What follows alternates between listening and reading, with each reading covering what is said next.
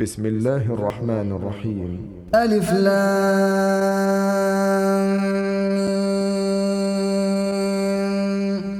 الله لا إله إلا هو الحي القيوم نزل عليك الكتاب بالحق مصدقا لما بين يديه وأنزل التوراة والإنجيل من قبل هدى للناس وأنزل الفرقان إن الذين كفروا بآيات الله لهم عذاب شديد والله عزيز ذو انتقام إن الله لا يخفى عليه شيء في الأرض ولا في السماء هو الذي يصوركم في الأرحام كيف يشاء لا إله إلا هو العزيز الحكيم هو الذي أنزل عليك الكتاب منه آيات محكمات هن أم الكتاب وأخر متشابهات فأما الذين في قلوبهم زيغ فيتبعون ما تشابه منه ابتغاء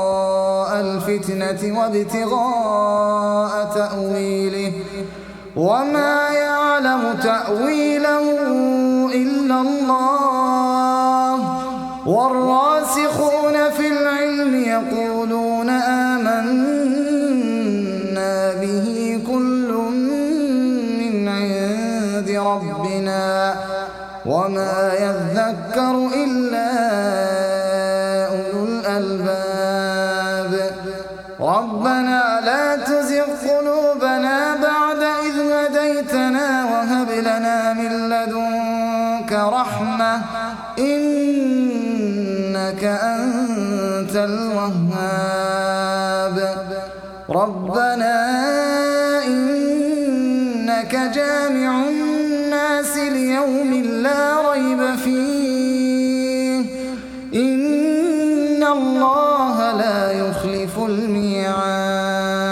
إن الذين كفروا لن تغني عنهم أموالهم ولا أولادهم من الله شيئا وأولئك هم وقود النار كدأب آل فرعون والذين من قبلهم كذبوا بآياتنا فأخذهم الله بذنوبهم والله شديد العقاب قل للذين كفروا ستغلبون وتحشرون إلى جهنم وبئس المهاد قد كان لكم آية في فئتين التقتا فئة تقاتل في سبيل الله وأخرى كافرة يرونهم مثليهم رأي العين والله يؤيد بنصره من يشاء إن في ذلك لعبرة لأولي الأبصار زين للناس حب الشهوات من النساء والبنين والقناطير المقنطرة من الذهب والفضة والخيل المسومة والأنعام والحرث ذلك متاع الحياة الدنيا والله عنده حسن المآب قل أنبئكم بخير من ذلكم للذين اتقوا عند ربهم جنات تجري من تحتها الأنهار خالدين خالدين فيها وأزواج مطهرة ورضوان من الله والله بصير بالعباد الذين يقولون ربنا إننا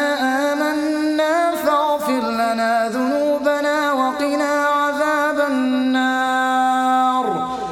الصابرين والصادقين والقانتين والمنفقين والمستغفرين بالأسحار شهد الله أنه لا إله إلا هو والملائكة وأولو العلم قائما بالقسط لا إله إلا هو العزيز الحكيم إن الدين عند الله الإسلام وما اختلف الذين أوتوا الكتاب إلا من بعد ما جاءهم العلم بغيا بينهم ومن يكفر بآيات الله فإن الله سريع الحساب فإن حاجوك فقل أسلمت وجهي لله ومن اتبعن وقل للذين أوتوا الكتاب والأميين أأسلمتم فإن أسلموا فقد اهتدوا وإن تولوا فإنما عليك البلاغ والله بصير بالعباد إن الذين يكفرون بآيات الله ويقتلون النبيين بغير حق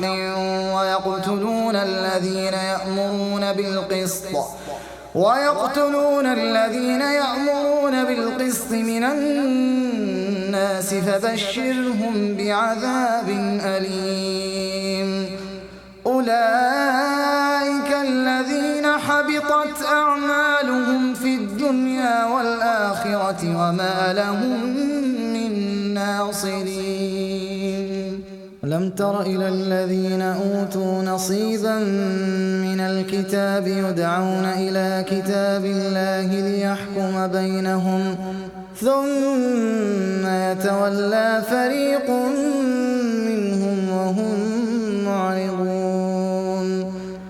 ذلك بأنهم قالوا لن تمسنا النار إلا أياما معدودات وغرهم في دينهم ما كانوا يفترون فكيف إذا جمعناهم ليوم لا ريب فيه ووفيت كل نفس